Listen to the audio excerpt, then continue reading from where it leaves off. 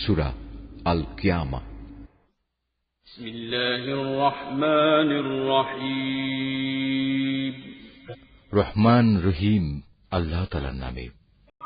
আমি শপথ করছি রোজ কিয়ামতের, আর আমি শপথ করছি সে নফসের যে ত্রুটি বিচ্যুতির জন্য নিজেকে ধিক্কার দেয়। মানুষকে ধরে নিয়েছে, সে মরে গেলে আমি তার অস্থি মজ্জাগুলো আর কখনো একত্রিত করতে পারবো না।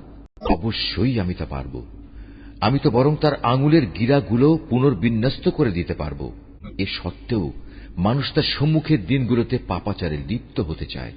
সে জিজ্ঞেস করে, তোমার প্রতিশ্রুত কিয়ামত কবে আসবে? তুমি বলো, যেদিন সবার দৃষ্টি ধাঁধাযুক্ত হয়ে যাবে, যেদিন চাঁদ নিষ্প্রভ হয়ে যাবে, যেদিন চাঁদ ও সূরজ একাকার হয়ে যাবে।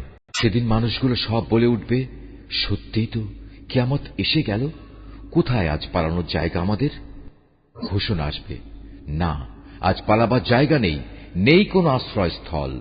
আজ আশ্রয়স্থল ও ঠাঁই আছে একটাই, এবং তা শুধু তোমার মালিকের কাছে।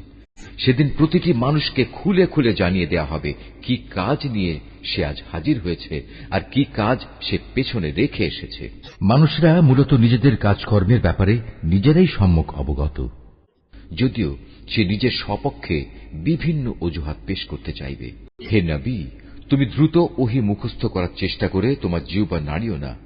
এর একত্র করা ও ঠিকমতো তোমাকে পড়িয়ে দেওয়ার দায়িত্ব আমার উপর।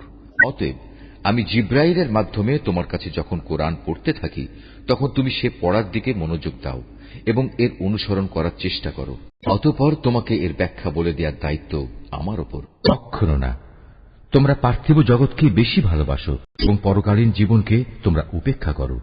সেদিন কিছু সংখ্যক মানুষের চেহারা উজ্জ্বল আলোয় ভরে উঠবে। এ ভাগ্যবান ব্যক্তিরা তাদের মালিকের দিকে তাকিয়ে থাকবে। এদিন কিছু মানুষের চেহারা হয়ে যাবে উদাস ও বিবর্ণ।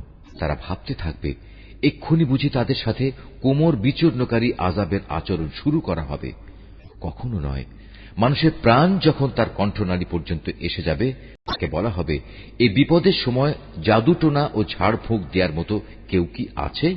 সে তখন ঠিক মতোই বুঝে নেবে পৃথিবী থেকে এখন তার বিদায় নেবার পালা। আর এভাবেই তার এই জীবনের শেষ পা পরের জীবনের প্রথম পার সাথে জড়িয়ে যাবে। আর সেই দিনটিই হবে তোমার মালিকের দিকে তার অনন্ত যাত্রার প্রথম সময়ে।